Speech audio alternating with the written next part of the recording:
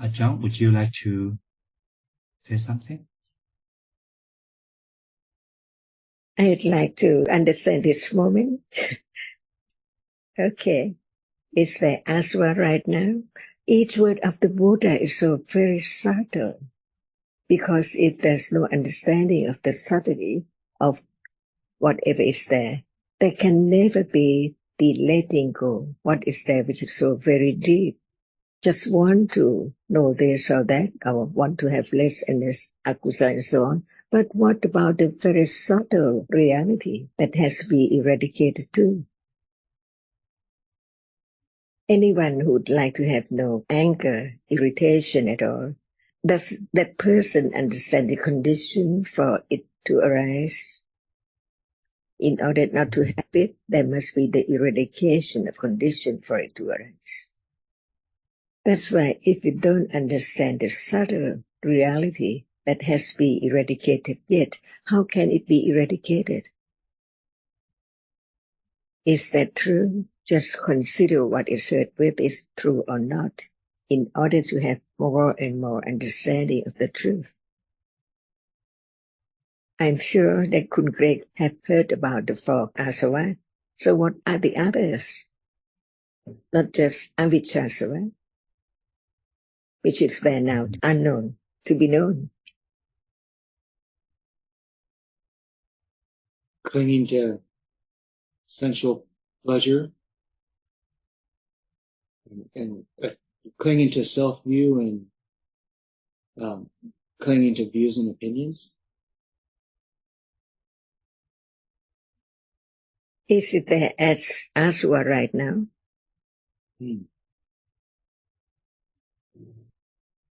Naturally, unknowingly, because it's asava.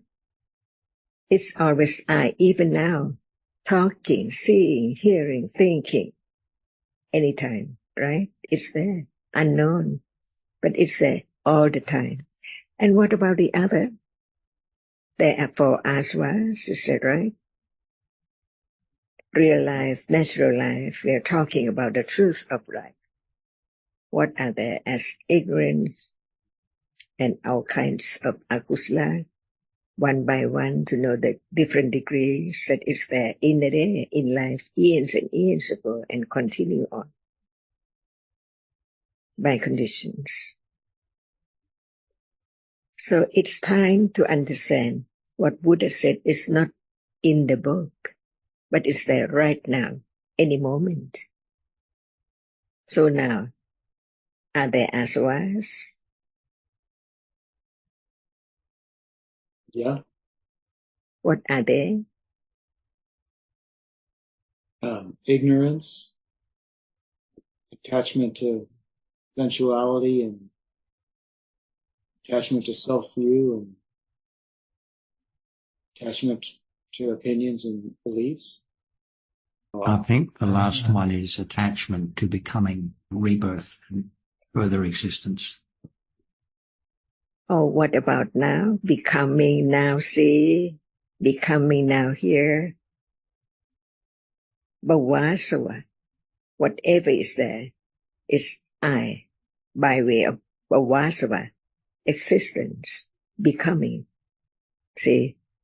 So in order to understand each word of the Buddha, in order to realize his virtue so great, we have to understand the deep and subtle truth of any reality, even just the word asava, see? Who knows? Because we can see who is sitting, who is walking, but what about now? Are we sitting now, or walking now, or standing now? Not known at all. Is that right? Bhavāsava is there. I. So that's the word. Can this kind of asava be eradicated? What about the book? What did it say about it? Yes.